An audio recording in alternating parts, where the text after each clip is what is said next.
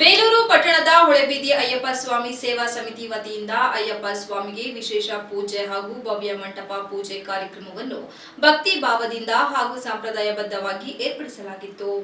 ಕಾರ್ಯಕ್ರಮದ ಆರಂಭದಲ್ಲಿ ಅಯ್ಯಪ್ಪ ಸ್ವಾಮಿಗೆ ಸುಪ್ರಭಾತ ಸೇವೆ, ಪಂಚಾಮೃತ ಅಭಿಷೇಕ, ವಿಶೇಷ ಅಲಂಕಾರ ಹಾಗೂ ಮಹಾಮಂಗಳಾರತಿ ನೆರವೇರಿಸಲಾಯಿತು.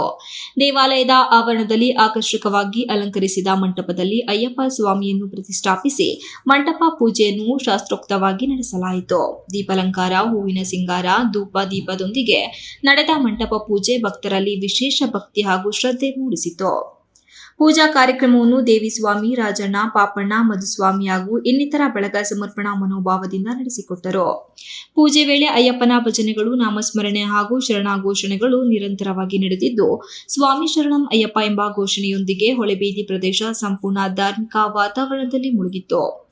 ಕಾರ್ಯಕ್ರಮದ ಅಂಗವಾಗಿ ಆಯೋಜಿಸಿದ್ದ ಅನ್ನದಾಸೋಹದಲ್ಲಿ ಸುಮಾರು 2,000ಕ್ಕೂ ಹೆಚ್ಚು ಭಕ್ತರು ಭಾಗವಹಿಸಿ ಅನ್ನಪ್ರಸಾದ ಸ್ವೀಕರಿಸಿದರು. ಭಕ್ತರಿಗೆ ಸುಗಮವಾಗಿ ಅನ್ನಪ್ರಸಾದ ದೊರೆಯುವಂತೆ ಸೇವಾ ಸಮಿತಿಯ ಸದಸ್ಯರು ಹಾಗೂ ಸ್ವಯಂ ಸೇವಕರು ಶಿಸ್ತಿನಿಂದ ಸೇವೆ ಸಲ್ಲಿಸಿದರು.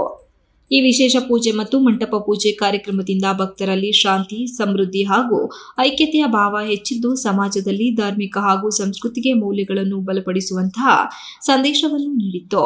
ಕಾರ್ಯಕ್ರಮದ ಯಶಸ್ವಿಗೆ ಹೊಳೆಬೀದಿ ಅಯ್ಯಪ್ಪ ಸ್ವಾಮಿ ಸೇವಾ ಸಮಿತಿಯ ಪದಾಧಿಕಾರಿಗಳು, ದಾನಿಗಳು ಹಾಗೂ ಭಕ್ತರು ಸಹಕಾರ ನೀಡಿ ಕೃತಜ್ಞತೆ ವ್ಯಕ್ತಪಡಿಸಿದರು. Ganesh, TV 46 news Kannada, Belur. You are watching TV 46 News Kannada.